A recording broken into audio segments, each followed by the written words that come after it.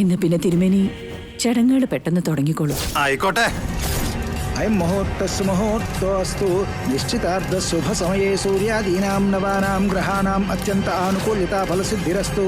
ॐ ध्रुवं ते राजा वरुणो ध्रुवं देवो बृहस्पतिः ध्रुवं त इन्द्रश्चाग्निश्च राष्ट्रं धारयतां ध्रुवम् अयं मुहूर्तस्य मुहूर्तोऽस्तु।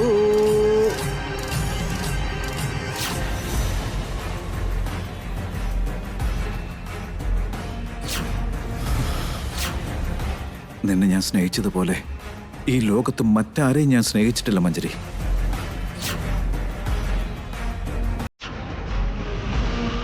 നമുക്ക് രണ്ടുപേർക്കും ഇടയിലേക്ക് ആരും വരില്ല, അതിനനുവദിക്കുകയില്ല.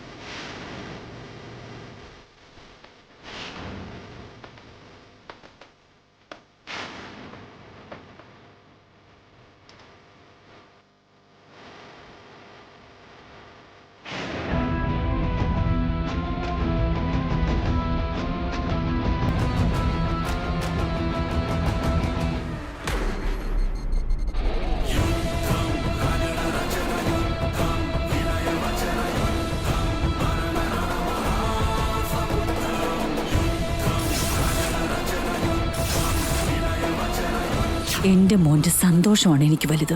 അവന് കൂടുതൽ സന്തോഷം കിട്ടുന്നത് ആരോടൊപ്പമാണെങ്കിലും ഇനി അങ്ങോട്ട് അവൻ അവരോടൊപ്പമാ ജീവിക്കേണ്ടത്.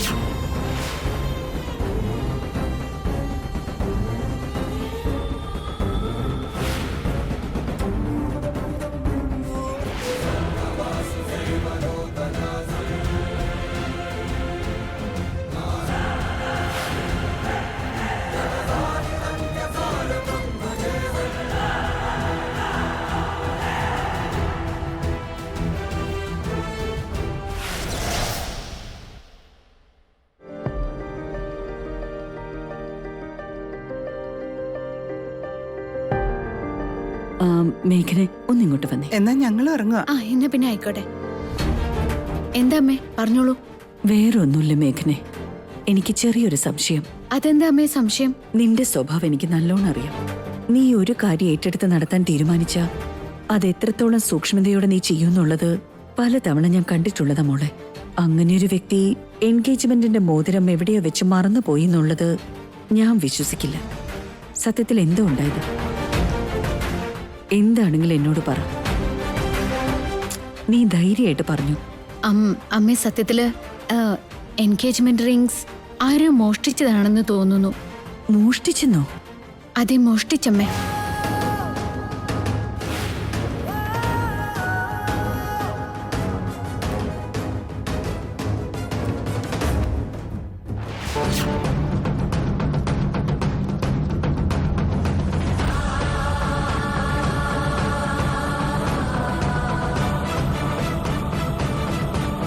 ഇവിടെ വെച്ചിരുന്ന റിങ്സ് എവിടെ പോയി?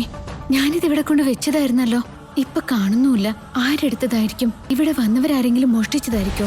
ഇപ്പൊ ഈ കാര്യം പുറത്തറിഞ്ഞ ഇത് അപശകുനാണെന്ന് എല്ലാവരും കരുതൂ. അതോടെ ഈ നിശ്ചയം തന്നെ ചിലപ്പോ മുടങ്ങും. എന്താ ഒരു പോംവഴി?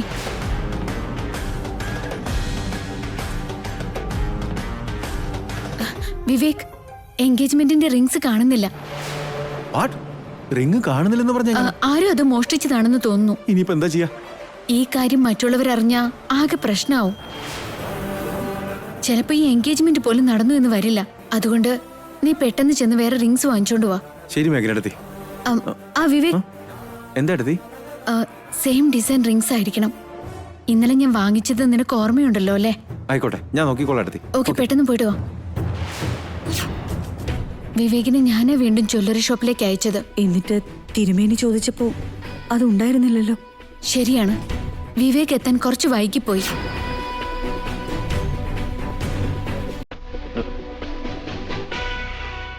ഏട്ടത്തി.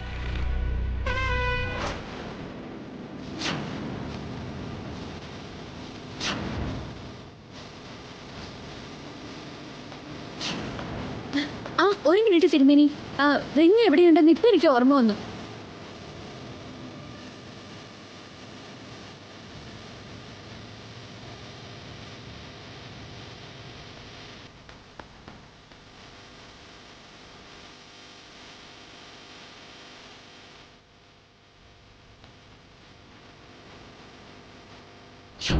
അതുകൊണ്ടാ അപ്പൊ അങ്ങനെ പറഞ്ഞത്.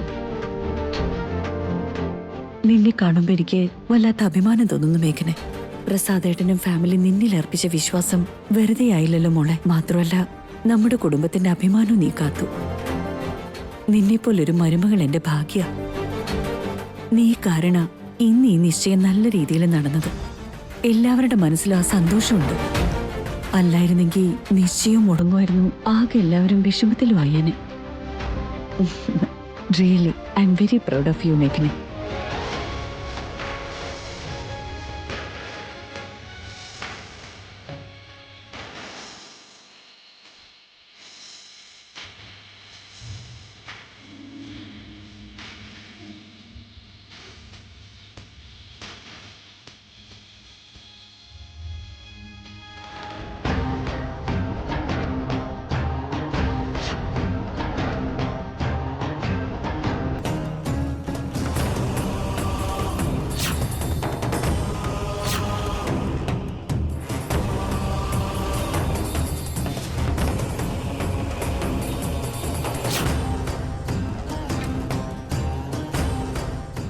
മിഥുൻ,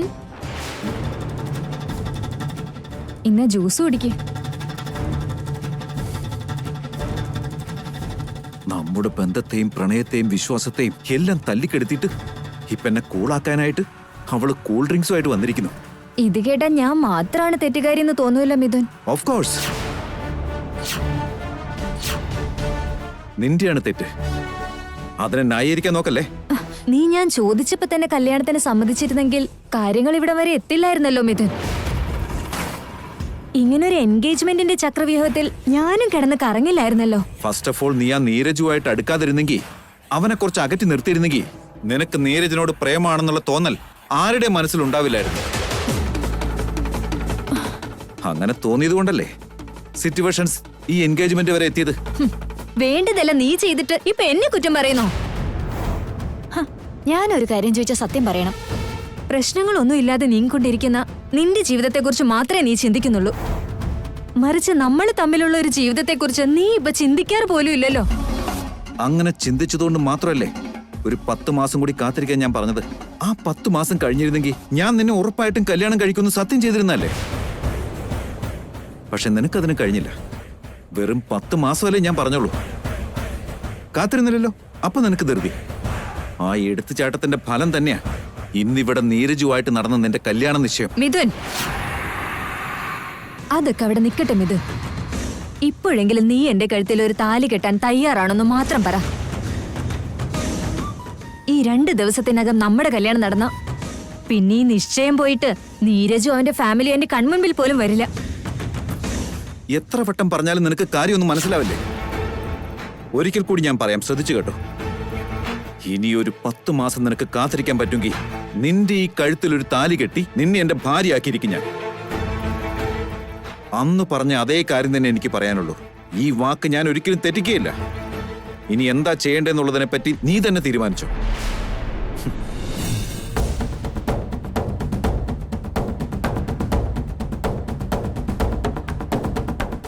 എന്റെ താളത്തിനൊത്ത് പല കാര്യങ്ങളും മിഥുനെ കൊണ്ട് ഞാൻ ചെയ്യിച്ചിട്ടുണ്ട്. എന്റെ വാക്കുകൾ അവൻ അനുസരിക്കാതിരുന്നിട്ടുമില്ല. പക്ഷെ ഈ ഒരു കാര്യത്തിൽ മാത്രം എന്താ അവൻ എന്റെ വഴിക്ക് വരാൻ കൂട്ടാക്കാത്തത്? അങ്ങനെ ഒരു വിധത്തിൽ മഞ്ജരിയുടെ എൻഗേജ്മെന്റ് അങ്ങ് നടന്നു. നമ്മുടെ മിഥുന് ഇതോടെ ഒരു മോചനം കിട്ടിയിരിക്കുക. അത് ശരിയാവില്ല. ഇക്കാര്യത്തിൽ മേഘനടത്തിയുടെ കൂടെ ദൈവം ഉണ്ടെന്ന് തെളിഞ്ഞിരിക്കുന്നുണ്ട്. ആ ദൈവത്തിന്റെ ബ്ലെസ്സിങ്സ് കൊണ്ടാ വല്യേട്ടനും മേട്ടത്തേക്കും ഇടയിൽ നിന്ന് മഞ്ജരി അങ്ങ് വാനിഷ് ആയി പോയത്. മഞ്ജരിയുടെ നിശ്ചയം കഴിഞ്ഞതോടുകൂടെ വലിയൊരു വെള്ളച്ചാട്ടത്തിൽ പതഞ്ഞു പൊന്തി വരുന്ന ജലപാതം പോലെയാടാ ഇപ്പൊ എന്റെ മനസ്സ്. ഇനി മേഘനയുടെ മിഥുന്റെ ഇടയിലേക്ക് മഞ്ജരിക്ക് ഒരിക്കലും കടന്നു വരാൻ പറ്റില്ല. അത് ശരിയാ അച്ഛമ്മേ. മേഘനടുത്തിയുടെ ജീവിതം എന്തായി തീരുമെന്ന് നമുക്ക് ചിന്തിക്കേണ്ടി വരില്ല. എന്റെ മനസ്സ് എത്രമാത്രം സന്തോഷിക്കുന്നുണ്ടെന്നോ. ഈ സന്തോഷവേള ആഘോഷിക്കാൻ വയറ് നിറച്ച് മധുരം കഴിക്കണം. എടാ സുദീപേ, എന്താ വല്യമ്മേ?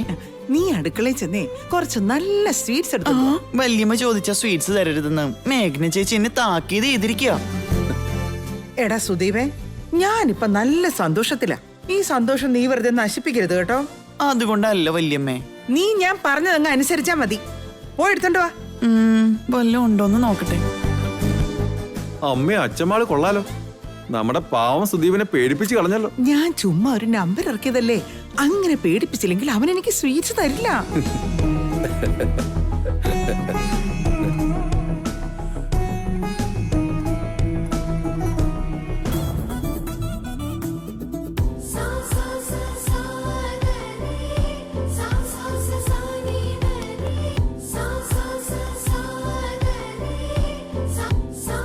എന്താ മേഘന ഇത്?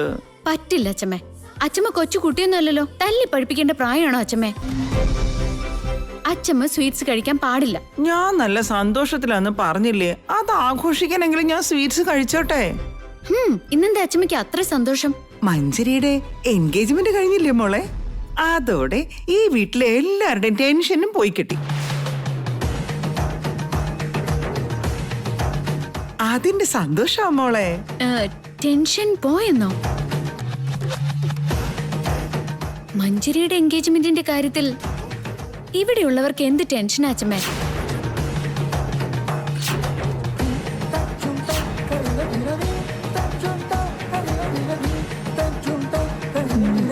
സന്തോഷം കൂടിയപ്പം വായിന്ന് എന്തൊക്കെയോ വീണു പോയല്ലോ. അല്ലെങ്കിൽ തന്നെ മഞ്ജരി ഇവിടെ ആർക്കെന്ത് ടെൻഷൻ ഉണ്ടാക്കി? അല്ല മോളെ, അങ്ങനെയല്ല ഉദ്ദേശിച്ചേ. ഒരു പെൺകുട്ടിയുടെ കല്യാണം എന്ന് പറഞ്ഞാൽ ചെറിയ കാര്യമാണോ?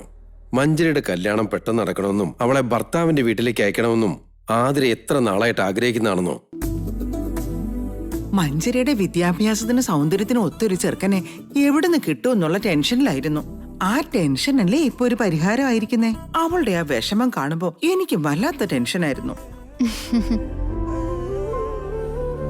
ഇപ്പൊ നീരജിനെ പോലൊരു മെടുക്കനുമായിട്ട് അവളുടെ കല്യാണം നിശ്ചയിച്ചില്ലേ.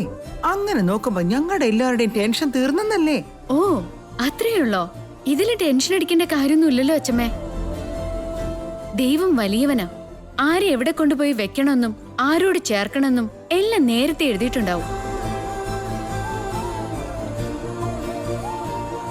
അങ്ങനൊരു തലയിലെഴുത്തല്ലേ എന്നെയും മിഥുനേട്ടനെയും തമ്മിൽ ചേർത്തതും ഇപ്പൊ മഞ്ജരിയെയും നീരജിനെയും ചേർത്ത് വെക്കുന്നതും. ആ പറഞ്ഞത് 100% ശരിയാ. ആരെ എവിടെ കൊണ്ടുപോയി വെക്കണമെന്ന് ആ ഭഗവാൻ നേരത്തെ തീരുമാനിച്ചിട്ടുണ്ടാവും. മനുഷ്യന്റെ മനസ്സിൽ എന്തൊക്കെ മോഹങ്ങളുണ്ടായാലും അവരെങ്ങനെയൊക്കെ മലക്കം മറിഞ്ഞാലും ഒടുവിൽ ഭഗവാൻ നിശ്ചയിച്ചത് മാത്രമേ എല്ലാവരുടെയും ജീവിതത്തിൽ നടക്കൂ.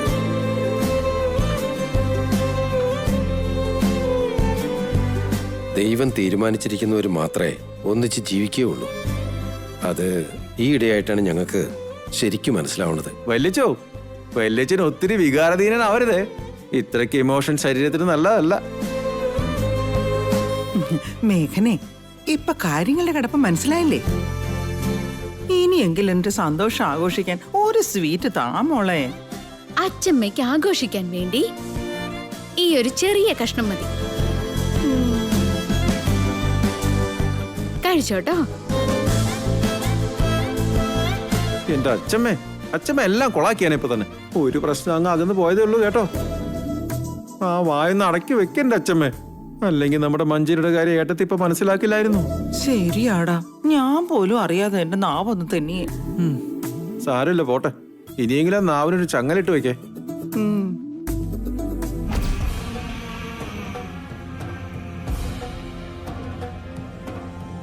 എന്നാലും മഞ്ജരി ഇങ്ങനെ ചെയ്യുമെന്ന് ഞാൻ ഒരിക്കലും വിചാരിച്ചില്ല.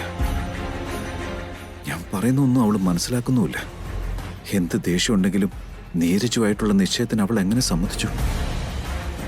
ആ ലെറ്റർ എഴുതിയ വ്യക്തി ആരായിരിക്കും? അവസാനം വരെയും കണ്ടില്ലല്ലോ.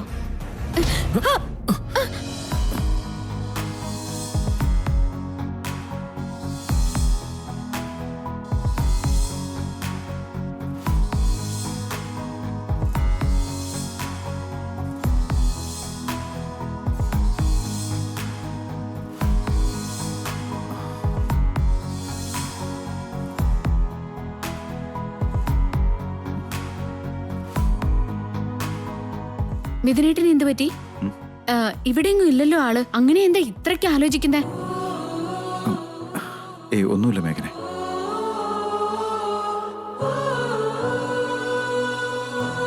ഞാൻ ഈ ഫോണൊന്ന് അറ്റൻഡ് ചെയ്തിട്ട് വരാം. മഞ്ജരിക്ക് കത്തെഴുതിയ ആ വ്യക്തിയെ എങ്ങനെയൊന്ന് കണ്ടുപിടിക്കാം?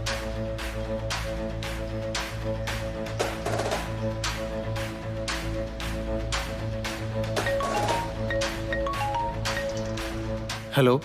ഹലോ നീരജ്. ആ മേഘനെ പറയ്. നിങ്ങളുടെ എൻഗേജ്മെന്റിന്റെ വീഡിയോ എപ്പോഴാ നീരജ് കിട്ടുന്നേ? അത് മിക്കവാറും നാളെയോ മറ്റന്നാളോ കിട്ടും മേഘനെ. എന്തു പറ്റി? ഒന്നുമില്ല നീരജ്, അത് കിട്ടുമ്പോ എനിക്ക് കൂടി ഒരു കോപ്പി അയച്ചു തരൂ? ഷുവർ മേഘനെ, ഞാൻ അയച്ചു തരാം. ഓക്കെ നീരജ്, എന്നാ വെച്ചോട്ടെ. ആയിക്കോട്ടെ മേഘനെ.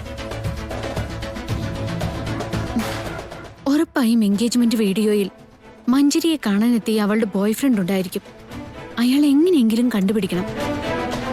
അയാളെ കണ്ട് ഇനി അങ്ങോട്ട് ഒരു വിധത്തിലും മഞ്ജരിയുടെ ജീവിതത്തിൽ ശല്യമാവരുതെന്ന് പറയണം.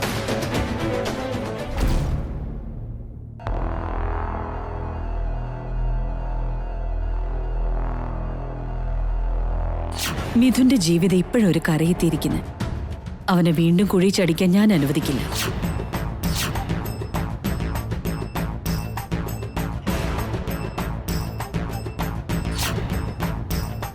ഇനി ഒരു 10 മാസം നിനക്ക് കാത്തിരിക്കാൻ പറ്റുമെങ്കിൽ നിന്റെ ഈ കഴുത്തിൽ ഒരു താലി കെട്ടി നിന്നെ എന്റെ ഭാര്യയാക്കിയിരിക്കും ഞാൻ. അന്ന് പറഞ്ഞ അതേ കാര്യം തന്നെ എനിക്ക് പറയാനുള്ളൂ. ഈ വാക്ക് ഞാൻ ഒരിക്കലും തെറ്റിക്കുകയില്ല. ഇനി എന്താ ചെയ്യേണ്ടതെന്നുള്ളതിനെ പറ്റി നീ തന്നെ തീരുമാനിച്ചോ. മഞ്ജരി, നിന്റെ ചുവടുകൾ എവിടെയൊക്കെയോ പിഴച്ചതുകൊണ്ടല്ലേ നീ കുഴിച്ച കുഴിയിൽ നീ തന്നെ വീണത്.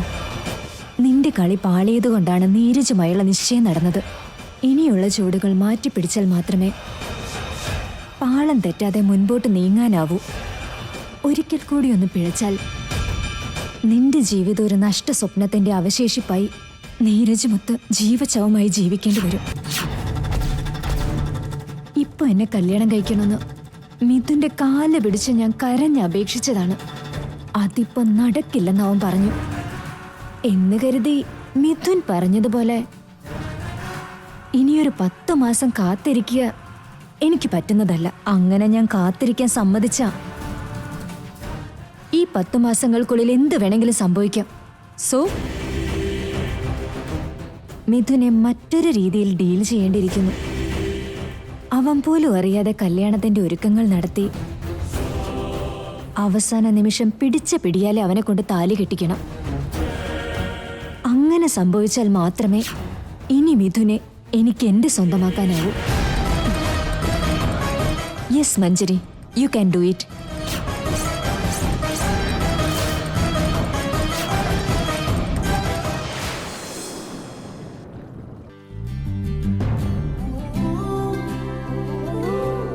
മേഘന ചേച്ചി, ഇതൊക്കെ ചെയ്യാനല്ലേ ഞാനിവിടെ ഉള്ളത്? ജോലി ചെയ്യാൻ നമ്മുടെ വീട്ടിൽ എത്ര പേരുണ്ടെങ്കിലും എന്റെ ജോലികൾ ഞാൻ ചെയ്താലല്ലേ എനിക്ക് സംതൃപ്തി കിട്ടൂ.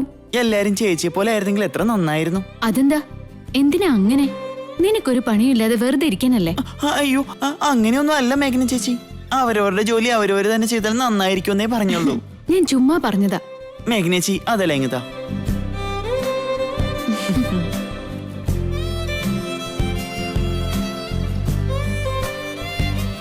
ഇങ്ങനെ വരുന്നവരൊന്നും അകത്തേക്ക് പറഞ്ഞേക്കാൻ പറ്റില്ല.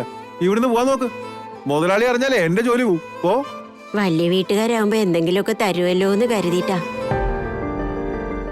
ഞാൻ പറഞ്ഞത് നിങ്ങക്ക് മനസ്സിലാവില്ലെന്നുണ്ടോ? പോ നോക്ക്. സാറേ, എന്നെ ഒന്ന് അയക്കേ. പറ്റില്ലെന്ന് പറഞ്ഞില്ലേ? പോ. പുണ്യം പറഞ്ഞത് മനസ്സിലായില്ലേ? പോവാൻ നോക്ക്. സെക്യൂരിറ്റി, എന്താ സാറേ ഇങ്ങനെ? അവരെ ഇങ്ങോട്ടേക്ക് പറഞ്ഞേക്ക്. എന്നാ ചെല്ലേ.